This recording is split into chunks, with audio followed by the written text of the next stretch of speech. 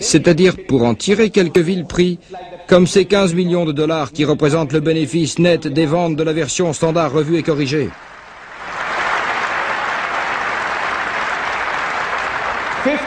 Ces 15 millions sont insignifiants en comparaison avec la vie éternelle, en comparaison avec le bonheur et le salut promis par le Seigneur. 15 millions de dollars, c'est rien du tout.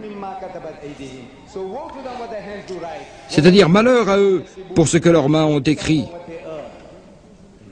C'est-à-dire malheur à eux pour le profit qu'ils en tirent. En réalité, je n'ai pas cessé de vous donner des preuves. Je vous ai expliqué le sens de ce verset du Coran sans rentrer dans les détails parce que le temps m'était compté. Il avait été convenu d'accorder 1 heure à chacun, mais pour des raisons inconnues, mon temps de parole fut amputé de 20 minutes. Alors j'étais obligé de tout résumer.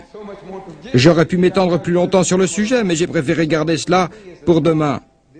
L'exposé que j'ai fait était plutôt un commentaire. Je voulais simplement dire que ce livre fut écrit de leurs propres mains, et vous ajoutez et supprimez à votre guise.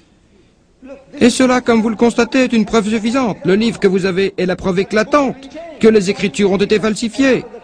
Vous n'avez pas cessé de les modifier. De ces 24 000 manuscrits, il n'y en a pas 2 qui soient concordants. Je répète, il n'y en a pas 2 qui soient concordants.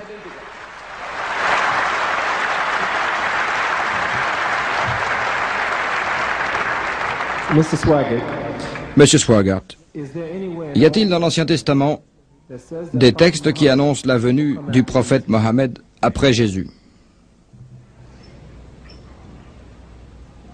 En général, toutes les religions cherchent à retrouver la Bible dans leur doctrine. Et c'est le cas du Coran. Le Coran prétend que la venue de Mohammed est annoncée dans l'Évangile. Mais Mohammed n'est pas cité dans l'Ancien Testament. Je sais que vous pensez au livre du Deutéronome, mais son nom n'est pas cité. Le passage auquel vous pensez désigne Jésus. Le nom de Mohammed n'est mentionné nulle part, depuis le livre de la Genèse jusqu'au livre de l'Apocalypse.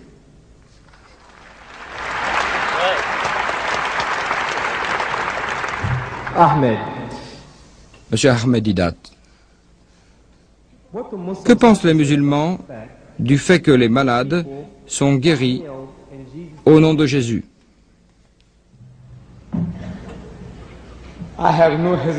Je n'hésite nullement à admettre ce phénomène. Cela peut arriver. Dans la religion hindoue, les êtres accomplissent des miracles. Dans l'islam, les êtres accomplissent des miracles. Et au nom d'un faux prophète, on peut accomplir des miracles. Je vous rappelle ce que Jésus dit à la femme qui souffrait de perte de sang depuis des années et qui fut guérie en touchant le bord de son vêtement. Jésus, qui avait senti que quelqu'un lui touchait sa robe, se retourna et déclara « Ma fille, ta foi t'a guérie ». La foi en un faux prophète peut accomplir des miracles. C'est ce que dit Jésus. Beaucoup viendront et diront « Je suis le Messie » et accompliront de grands miracles et des prodiges pour tromper si possible ce que Dieu a choisi. Même les apôtres de Jésus peuvent être trompés par de tels miracles. Et pour cela, les miracles ne sont jamais une preuve d'authenticité.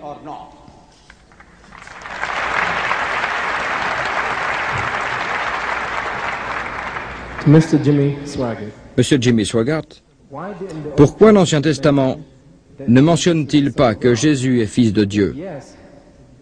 Si la réponse est si, je vous demande de bien vouloir nous lire le texte.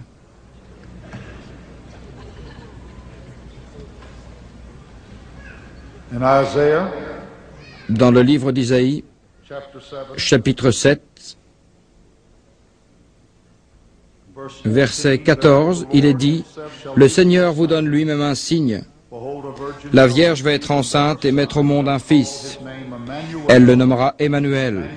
Emmanuel veut dire Dieu avec nous. » Je vous remercie, monsieur.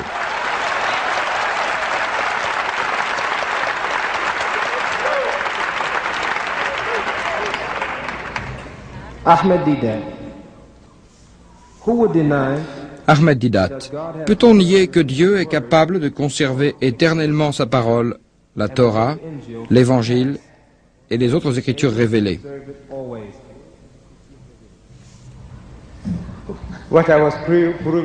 Ce que j'ai essayé de prouver ce soir, c'est que les Écritures ne furent pas conservées. Vous me posez la même question. Les Écritures ne furent pas conservées. Si elles l'avaient été, nous serions prêts à les reconnaître. Qu'est-ce qui a été conservé? Ce qu'elles contiennent est la cause de toute cette turpitude. Comme ce texte licencieux que je vous ai mis en défi de lire. Frère Swagard disposait de 10 minutes de parole, ce qui était largement suffisant pour lire ce petit texte du livre d'Ézéchiel. J'ai dit que personne n'oserait le lire dans son église. J'ai dit que vous n'oseriez pas le lire parce qu'il n'est pas une parole divine. Si c'était une parole révélée, vous n'en auriez pas honte. Si Dieu Tout-Puissant n'a pas eu honte de révéler en détail la prostitution de ses deux sœurs, pourquoi ressentiriez-vous de la honte vous-même? Êtes-vous plus pieux que le Seigneur? C'est ce qui ressort de votre attitude, que vous êtes tellement pieux que vous n'osez pas répéter ce que Dieu Tout-Puissant a inspiré. Êtes-vous plus saint que Dieu? Bien sûr que non. La vérité, c'est que ceci n'est pas la parole de Dieu, que les Écritures furent falsifiées et que la Torah dont vous parlez n'est pas l'Ancien Testament. Vous dites que la Bible fut écrite par 40 personnes. 40 personnes ont écrit la Bible. Quand nous disons que nous croyons à la Torah, cela veut dire que nous croyons à la parole révélée à Moïse. Mais Dieu n'a pas révélé ce livre. Frère Swagard reconnaît que la seule chose écrite par Dieu, ce sont les tablettes que Moïse a détruites et jetées.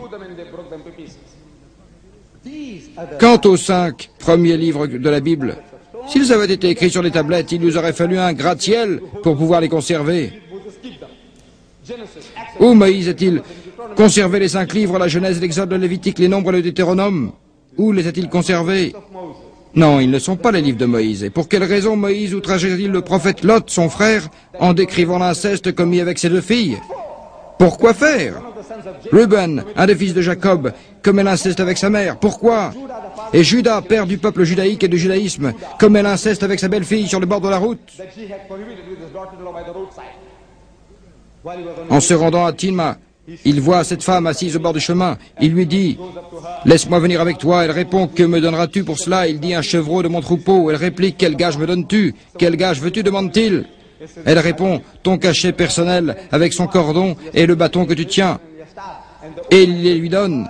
Et il va avec elle, sa belle-fille, et il lui donne 2 jumeaux, Pérès et Zéra, que vous citez dans la généalogie de Jésus. 2 enfants issus d'un acte incestueux que vous citez parmi les ancêtres de Jésus. Matthieu dit, chapitre 1, verset 1. Voici la liste des ancêtres de Jésus-Christ, descendants de David, qui était lui-même descendant d'Abraham. Abraham fut père d'Isaac, Isaac fut père de Jacob, Jacob fut père de Judas et de ses frères, et Judas fut père de Pharès et de Zara, leur mère était Tamar. Consultez vos livres. Vous trouverez au chapitre 38 de la Genèse que Judas a commis l'inceste avec sa belle-fille et qu'elle lui a donné 2 enfants qui figurent parmi les ancêtres de Jésus. Dites-moi, comment peut-on raconter de telles choses dans un livre inspiré par Dieu? Comment peut-on mentionner cela dans la généalogie de quelqu'un qui, en vérité, n'a pas d'ancêtre du tout?